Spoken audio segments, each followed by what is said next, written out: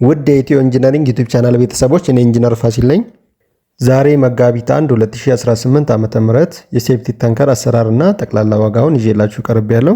እንግዲህ ዛሬ የምናየው ሴፕቲክ ታንከር 3 ሜትር ስፋት፣ 3 ሜትር ርዝመትና 4 ሜትር ጥልቀት ያለው ሲሆን ይህ ሴፕቲክ ታንከር ከውስጥ ከመሬት ጀምሮ በድንጋይ ተገንብቶ ከላይ ክዳኑ መኪና ማቆም እንዲችል ተደርጎ ከተሰራ ስንት ብር ይፈጃል የሚለውን አብረን እናያለን። እንዲሁም ቀለል ያለ ሴፕቲክ ታንከር ለምትፈልጉ በኮንክሪት በተሰራ ሲሊንደር መሬት ውስጥ በማስገባት እስከ 4 ሜትር ድረስ ቀለል ባለ ዋጋ የሚሰራ አለ። እሱም በቪዲዮ መጨረሻ ላይ የምነግራችሁ ይሆናል። ቪዲዮውን እስከ መጨረሻ ተከታተሉት። እንግዲህ ውድ ተመልካቾቼ ይህ ቻናል እንዲህ ያሉ ጠቃሚ የኮንስትራክሽን መረጃዎች የሚተላለፉበት ስለሆነ ለቻናሉ አዲስ የሆናችሁ ሰብስክራይብ እያደረጋችሁ የምንለቀው መረጃ ሁሌ እንዲደርሳችሁ የደወል ምልክቷን መጫናችሁን አትርሱ። ነባር የሆናችሁ ቤተሰቦች ደግሞ እንደተለመደው ቪዲዮን ላይክ በማድረግ ጀምሩት። ሀሳብ አስተያየቶቻችሁን በኮሜንት አስቀምጡልኝ። የሁላችሁንም ጥያቄ እያየው የምመልስላችሁ ይሆናል። እንግዲህ ወደ ተመልካቾቼ ወደ ዋጋ ዝርዝሩ ከመግባቴ በፊት የሴፕቲክ ታንከር አሰራር መሰረታዊ ሂደቶቹን ስንመለከት መጀመሪያ ላይ የምናደርገው ምንድነው? ጉድጓድ መቆፈር ነው። ጉድጓዱን ባሰብነው ሳይዝ መሰረት እንቆፍራለን።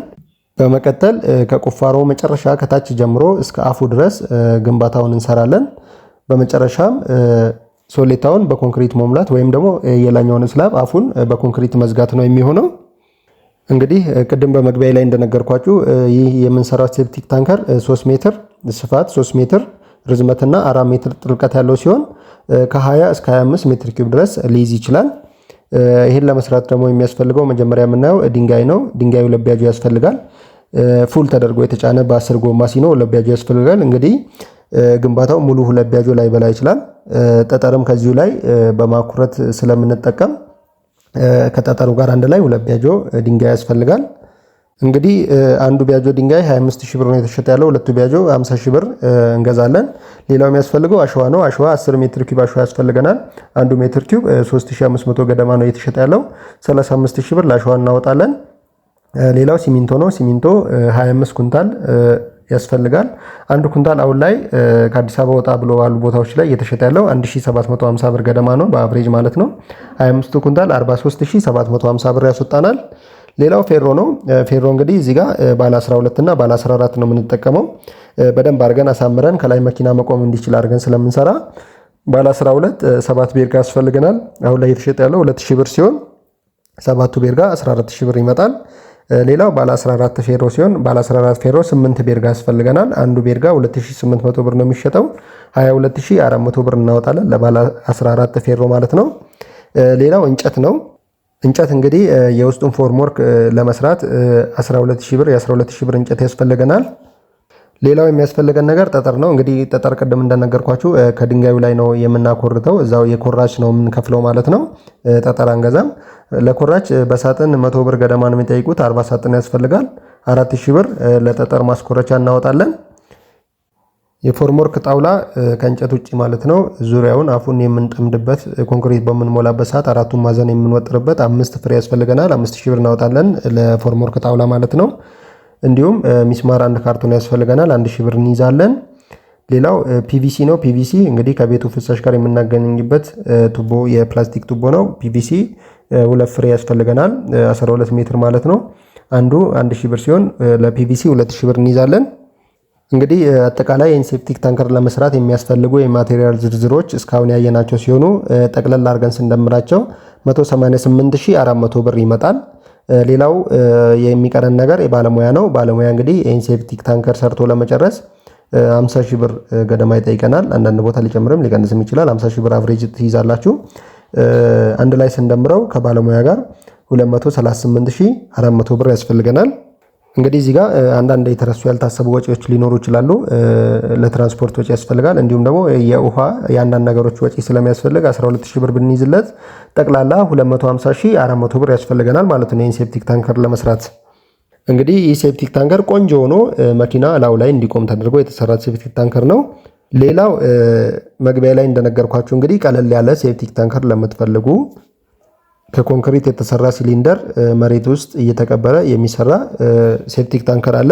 እሱን ለምትፈልጉ ሲሊንደሮቹ የሚሰሩት በሜትር ከ80 ስፋት ሲሆን ዳያሜትራቸው ሜትር ከ80 ነው። እንዲሁም ደግሞ የአንዱ ቁመት 1 ሜትር ነው። 4 ሲሊንደር መሬቱ ሲገባ 4 ሜትር ገደማ ይሆናል። የሲሊንደሩ ቲክነሱ 10 ሴንቲሜትር ሲሆን እንግዲህ 4 ሜትር ወደ መሬት ሲገባ ጠቅላላ ቮሊዩሙ 8 ሜትር ኪዩብ ነው። እንግዲህ መጀመሪያ ቅድም ያየነው ሴፕቲክ ታንከር ከ20 እስከ 25 ሜትር ኪዩብ ይሆናል ብያችኋለሁ። የኛው ደግሞ 8 ሜትር ኪዩብ ነው። አነስ ይላል በሳይዙ ትንሽ። እንግዲህ ይህን ቀለል ያለ ሴፕቲክ ታንከር ለማሰራት ለምትፈልጉ ሰዎች ደግሞ የዋጋ ዝርዝሩን ሳወጣላችሁ መጀመሪያ ላይ የምናየው ጠጠር ነው። ጠጠር 2 ሜትር ኪዩብ ያስፈልገናል፣ ወይ በሳጥን 50 ሳጥን አካባቢ ያስፈልገናል። ለጠጠር 7500 ብር እናወጣለን። ሲሚንቶ 6 ኩንታል ያስፈልገናል። በ1750 10500 ብር ገደማ ይመጣል። ሌላ አሸዋ ነው። አሸዋ አንድ ተኩል ሜትር ኪዩብ ያስፈልገናል። 1.5 ሜትር ኪዩብ ማለት ነው። 5625 ብር እናወጣለን ለአሸዋ።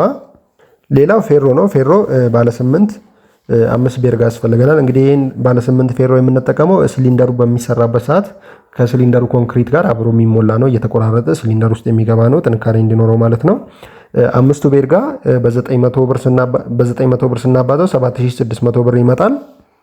ሌላው ይሄ ሲሊንደሩ መሬት ውስጥ ከገባ በኋላ አፉ የሚዘጋበት የአፉ ክዳን ይሰራል ለብቻ።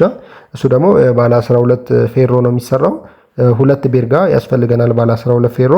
በ2000 ብር ስናባዛው 2400 ብር ያስፈልገናል ማለት ነው ለባለ 12 ፌሮ። እንግዲህ ለዚች ሴፕቲክ ታንከር የሚያስፈልገውን ማቴሪያል ዝርዝር ስንደምረው 33625 አካባቢ ይመጣል። እንግዲህ እዚህ ጋር ሌላ የቀረው ነገር የእጅ ዋጋ የባለሙያ ዋጋ ነው። ባለሙያ እንግዲህ አጠቃላይ እንደ ኮንትራት ነው የሚሰሩላችሁ። ይህንን ሴፕቲክ ታንከር ሲሰሩላችሁ አንደኛ ቁፋሮውን ይቆፍራሉ፣ እንዲሁም ደግሞ ሴፕቲክ ሲሊንደሩን ያመርታሉ። 4ቱን ሲሊንደር ያመርታሉ። 4ቱ ሲሊንደር ካመረቱና ከደረቀ በኋላ መሬት ውስጥ ያስገባሉ ራሳቸው ማለት ነው። እንዲሁም ደግሞ መሬት ውስጥ ካስገቡ በኋላ ፋይናሊ ክዳኑን በመስራት ከፍሳሹ ጋር አገናኝተው ትሄዳሉ ማለት ነው። ይህን ጠቅላላ ስራ የሚሰራልን ባለሙያ የእጅ ዋጋ የሚከፈለው 20 ሺህ ብር ነው ለ4ቱ ሲሊንደር ማለት ነው። 20 ሺህ ብር ጠቅላላ ለባለሙያ ሲከፈል አጠቃላይ ወጪው 53625 ብር ይመጣል ማለት ነው። እንግዲህ ቀለል ያለ ሴፕቲክ ታንከር ነው።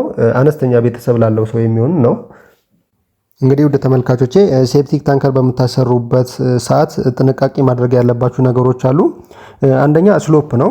እንግዲህ ከቤት የሚወጣው ወይ ከሽንት ቤት የሚወጣው ፍሳሽ ቀጥታ ተንደርድሮ ወደ ሴፕቲክ ታንከሩ እንዲገባ 2% እና ከዛ በላይ ስሎፕ፣ ሚኒመም ስሎፕ 2% እና ከዛ በላይ መሆን አለበት። በደንብ ስሎፕ ልትሰጡት ይገባል። ሌላው ደግሞ ቬንት ፓይፕ ወይ ደግሞ ማስተንፈሻ ሊኖረው ይገባል። አለበለዚያ ማስተንፈሻ ማይኖረው ከሆነ የሴፕቲክ ታንከሩ ሽታ በሻወር በኩልና እንዲሁም በእጅ መታጠቢያ በኪችን ሲንክ በኩል ወደ ቤት ውስጥ የሚመለስበት ሁኔታ ሊኖር ስለሚችል ቬንት ፓይፕ ማስተንፈሻ ያስፈልገዋል ማለት ነው። ሌላው መጠንቀቅ ያለባችሁ መጠኑ ላይ ሲሆን እንግዲህ ኢን አቨሬጅ ከ6 እስከ 10 ሰው ሊጠቀም ይችላል ብለን ነው ታሳቢ የምናደርገው። ብዙ ጊዜ ሚኒመም 8 ሜትር ኪዩብ ሴፕቲክ ታንከር ያስፈልጋል ከ6 እስከ 10 ሰው ለሚሆን ቤተሰብ ማለት ነው። እንግዲህ እናንተ ደግሞ እንደ ቤተሰባችሁ ስፋትና እንደ ተጠቃሚው ብዛት ከዛ በላይም እያደረጋችሁ ልትጠቀሙ ትችላላችሁ ማለት ነው። ከ8 ሜትር ኪዩብ በታች የሚሆን ከሆነ ግን በየጊዜው የማስመጠጫ ኮስቱ ብዙ ነው የሚሆነው። ስለዚህ እዛ ላይ ጥንቃቄ ማድረግ ይገባችኋል። እንግዲህ ውድ ተመልካቾቼ ለዛሬ ይዤላችሁ የቀረብኩት መረጃ ይህን ይመስላል። ጥሩ ትምህርት እንዳገኛችሁበት ተስፋ አደርጋለሁ። ሀሳብ አስተያየቶቻችሁን በኮሜንት አስቀምጡልኝ። እስከ መጨረሻው ስላዳመጣችሁኝ ከልብ አመሰግናለሁ። በሌላ ቪዲዮ እስክንገናኝ ቸር ሰንብቱልኝ።